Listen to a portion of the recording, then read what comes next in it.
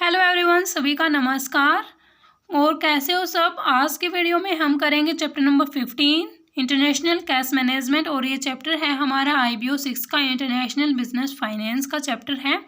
इससे पहले की वीडियो जिसने नहीं देखी है आप प्लेलिस्ट में जाओ, चैनल को सब्सक्राइब करो और वीडियो को देखो। ठीक है, चलो स्टार्ट करते हैं बिना टाइम वेस्ट किए। इंटरनेशनल कैश मैनेजमेंट, इसको हम पढ़ेंगे ICM। ठीक है, इंटरनेशनल कैश मैनेजमेंट को देखो भाई। ICM का मतलब क्या है? इंटरनेशनल कैश मैनेजमेंट मैंने 2-3 बार बता लिया है आपको। ICM refers to the process of managing and optimising a company's risk cash across different countries and currencies. इसमें बताया गया है कि जो ICM है वो एक प्रोसेस है जिसमें हम मैनेज करते हैं, ऑप्टिमाइज करते हैं कंपनी के कैश फ्लो को। ठीक है, across different countries and currencies. Effective ICM international cash management helps companies optimize cash flows, minimize currency exchange and improve payment and collection efficiency। देखो इसमें बताया गया है जो ICM है वो एक प्रोसेस होती है जिसके थ्रू मैनेज करते हैं और ऑप्टिमाइज करते हैं कंपनी के कैश फ्लो को, जो कि अक्रॉस कंट्रीज होती है। ठीक है, मतलब कि फॉरेन में होती है। ठीक है, मतलब इंटरनेशनल है तो फॉरेन में ही होगी ना। ठीक है, मतलब इंटरनेशनली की जाएगी, एक कंट्री से दूसरी कंट्री और उनकी करेंसी को मैनेज करते ऑप्टिमाइज करते हैं। जो इफेक्टिव ICM है वो हेल्प करती है कंपनी के जो इनमें सेम है जो ऊपर लिखा गया था, कैश फ्लो को और मिनिमाइज करती है करेंसी के एक्सचेंज को और इम्प्रूव करती है पेमेंट को और कलेक्शन एफिशिएंसी को। चलो नोट से देखते हैं क्या कहा गया है इसमें। एक second. It is a process of simplifying the movement of cash from one country to another country। इसमें बताया गया है ये सिंप्लीफाइंग मूवमेंट है of cash from one country to another country. मतलब कि ये प्रोसेस है भाई एक कंट्री से दूसरी कंट्री कैश को ट्रांसफ़र करने की। और its main objective is to minimise currency exposure risk. जो करेंसी का रिस्क है, जो ट्रांसफ़र करने का रिस्क है वो कम किया जाता है। ये इसका मेन ऑब्जेक्टिव है यहाँ पे। और ये हेल्प करता है रेड्यूस करने में कैश रिक्वायरमेंट को without disturbing it's smooth operation.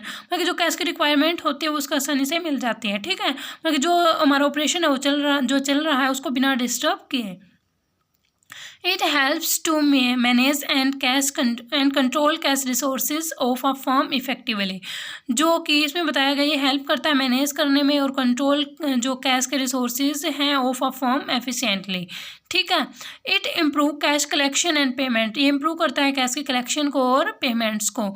Landing और borrowing money as and when required. और मतलब कभी भी हम पैसे ले सकते हैं, दे सकते हैं और जब रिक्वायर की जाए। तो इसमें क्या क्या इंक्लूड होता है वो देख लो। ये इन्वॉल्व करता है कैश फोरकास्टिंग को, मतलब कि जो हमारे पास कितना पैसा बचने वाला है, कैश पे कंसंट्रेट करता है, करेंसी की मैनेजमेंट करता है, पेमेंट और कलेक्शन करता है और जो रिस्क होगा हमारा कैश से रिलेटेड वो मैनेज करता है। ठीक है, रिस्क मैनेजमेंट लिखा हुआ है आगे। अब देखते हैं objective of cash management. To minimise total cash and minimise total borrowings.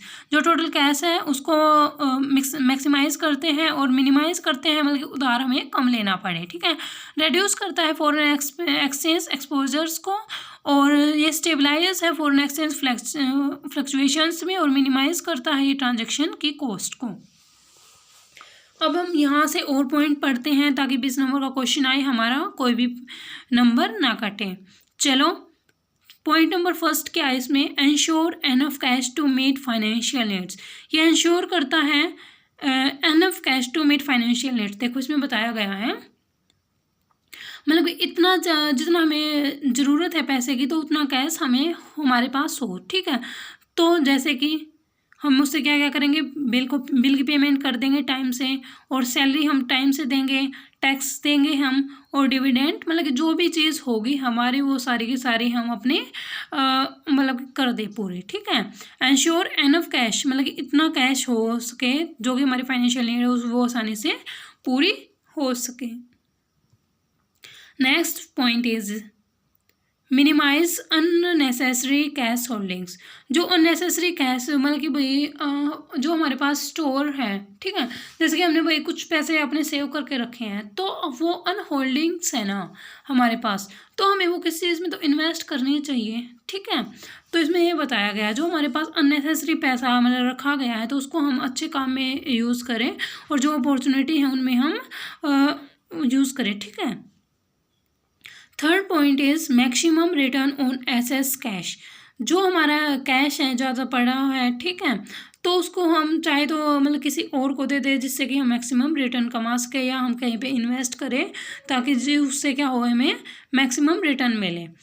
Reduce time between paying suppliers and receiving payment from the customer. इसी में वही बात कह रखी है कि अगर हम किसी को वही पैसे देते हैं, अगर मैं कुछ भी सामान दिया है या कुछ पैसे दिए हैं तो उसकी पेमेंट भी हमें जल्दी से हो जानी चाहिए, ठीक है।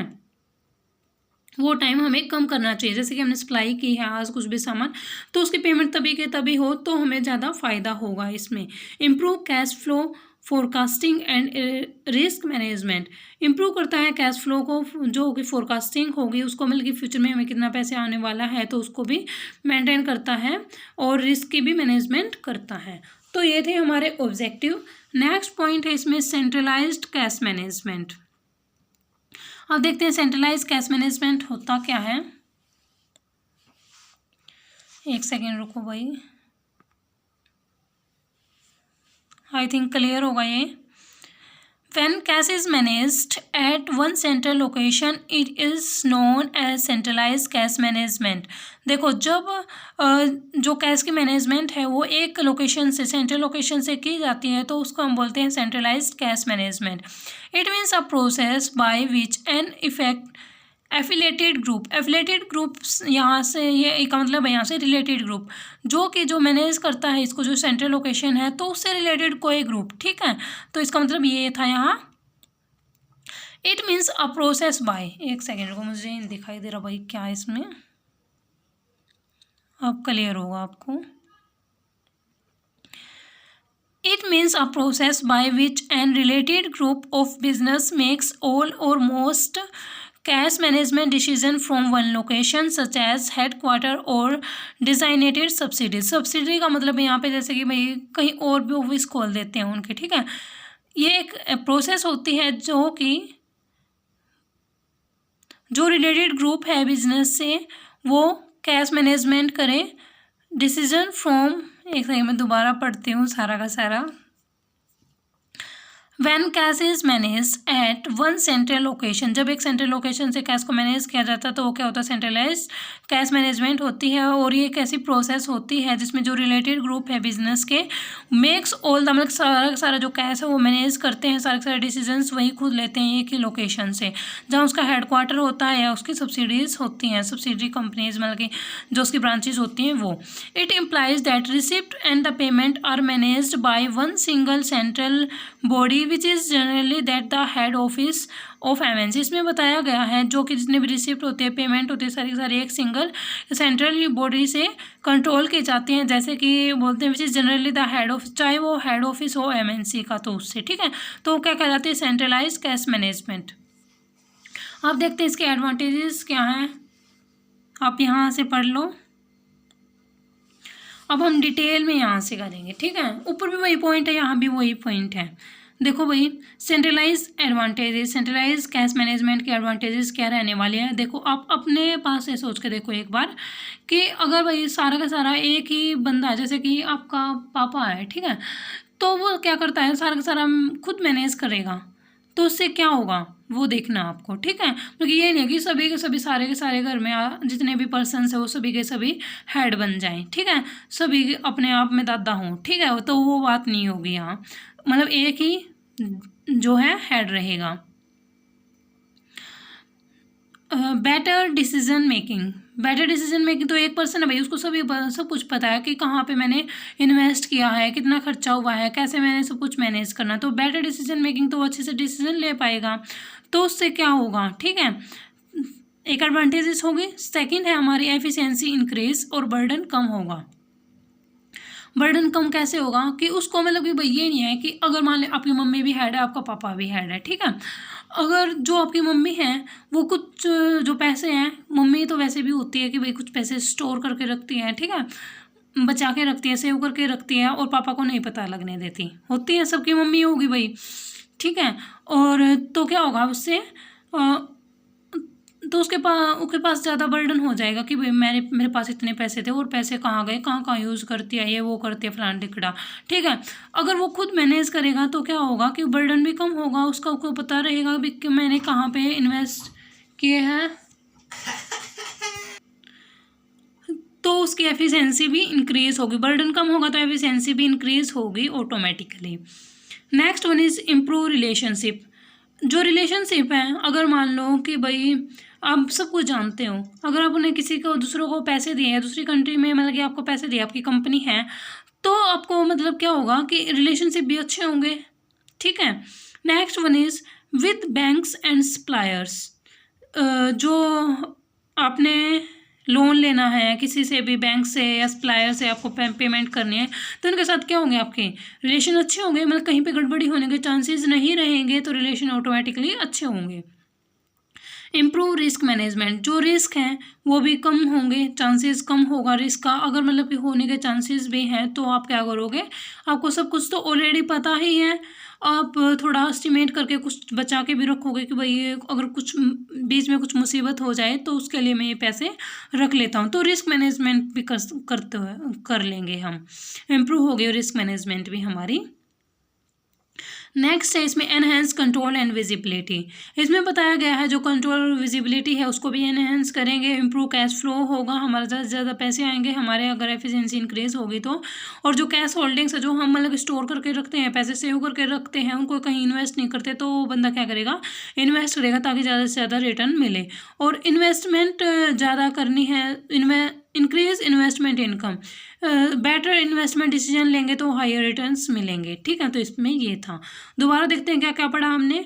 बेटर डिसीजन मेकिंग, अगर एक बंदे के हाथ में कंट्रोल है तो बेटर डिसीजन मेकिंग होगी, अगर मतलब कि जो एक बंदा उसको सब कुछ पता है तो बर्डन कम होगा, ऑटोमेटिकली एफिशिएंसी इंक्रीज होगी और रिलेशन अच्छे होंगे बैंक्स और सप्लायर्स के साथ हमारे। इम्प्रूव कर सकते हैं हम कैश मैनेजमेंट को, एनहेंस कर सकते हैं कंट्रोल विजिबिलिटी, मतलब कि हम कैसे कंट्रोल करेंगे और क्या फ्यूचर में कुछ होने वाला है तो उसको भी हम देख सकते हैं। इम्प्रूव होगा हमारा कैश फ्लो और रेड्यूस होंगे हमारे कैश होल्डिंग्स, मतलब जो हम सेव करते हैं कैश को, तो वो भी हमारे कम होंगे। अगर वो हम कम करना चाहते हैं तो इन्वेस्टमेंट हम करेंगे जिससे हमें ज़्यादा रिटर्न्स मिले। ये हो गया भाई हमारा। अब है decentralisation cash management. Decentralisation cash management में क्या है वो देखो भाई। It implies that receipt and the payment are managed by each subsidiary of MNC individually। इसमें बताया उसमें कौन था, हेड कौन था, सेंटर वाले थे। इसमें जो रिसिप्ट और पेमेंट है वो सारे के सारे मैनेज किए जाएंगे जितने भी सब्सिडरीज हैं एमएनसी के इंडिविजुअली, ठीक है, तो उनके द्वारा मैनेज किया जाएगा cash flow. This approach is useful when delay are expected in the transfer of funds from countries where banking system is insufficient। ये अप्रोच तभी मतलब कि फ़ायदेमंद मानी जाती है तब मतलब कि डिले होने के चांसेस हो, मतलब कि फंड जो है टाइम पे नहीं पहुंच रहे हैं तो उस चीज़ में, ठीक है। अब देखते हैं इसके एडवांटेजेस क्या रहने वाले हैं। इसके एडवांटेजेस हैं फास्टर डिसीजन मेकिंग। अगर भाई मतलब बहुत सारे वर्जन हैं, ठीक है, चलो वही एग्जाम्पल लेते हैं आपके मम्मी पापा का। अगर आपकी मम्मी भी हेड है, पापा भी हेड है और आपका जो बड़ा भाई वो भी हेड है, ठीक है, आपको चाहिए पैसे तो आप किसी से भी जाके ले सकते हो। अगर आपके पापा प्रेजेंट नहीं है वहाँ पे, या मतलब आपके पापा बोले कि भाई मेरे पास पैसे नहीं है, तो आप भाई से ले लो, मम्मी से ले लो, तो फास्ट डिसीजन मेकिंग है ना, ठीक है, आपको भी पेमेंट मिल जाएगी जल्दी से। Next one is increased motivation. इसमें बताया गया है कि मोटिवेशन भी इंक्रीज होगा कि भाई घर वालों को ये नहीं लगेगा कि हमारे पास पैसे नहीं है, ठीक है, सबके जेब में पैसे रहेंगे तो सभी मतलब जल्दी जल्दी काम करेंगे अपना, ठीक है, तो बेटर इंक्रीज करता है मोटिवेशन को भी। बेटर लोकल नॉलेज, जो भी लोकल पर्सन्स होते हैं उनको लोकल चीज़ों के बारे में पता होता है, ठीक है। तो बेटर लोकल नॉलेज वाले क्या करते हैं कि भाई उनके साथ रिलेशन भी अच्छे होते हैं उनके। Improve relationship with local banks, जो लोकल बैंक्स हैं उनके साथ उनके रिलेशन अच्छे होंगे। रेड्यूस करेंसी कन्वर्सेशन कॉस्ट, जो भी हम करेंसी को कन्वर्ट कराते हैं तो उसकी कॉस्ट भी बच जाएगी, जिससे क्या होगा, हमें फ़ायदा होगा, जो इकोनॉमी है हमारी वो एनहेंस होगी। ठीक है। तो ये थे हमारे भाई chapter number 15 international cash management. इसमें हमने क्या पढ़ा है, इसमें पढ़ा है हमने इंटरनेशनल कैश मैनेजमेंट का मीनिंग, उसके ऑब्जेक्टिव, फिर इसके दो पार्ट है, centralize cash management and decentralize cash management. इन दोनों के हमने एडवांटेजेस पढ़ लिए हैं। So guys, thank you for watching this video. अगर आपको वीडियो अच्छी लगे तो लाइक करना, शेयर करना और सब्सक्राइब करना न भूलना।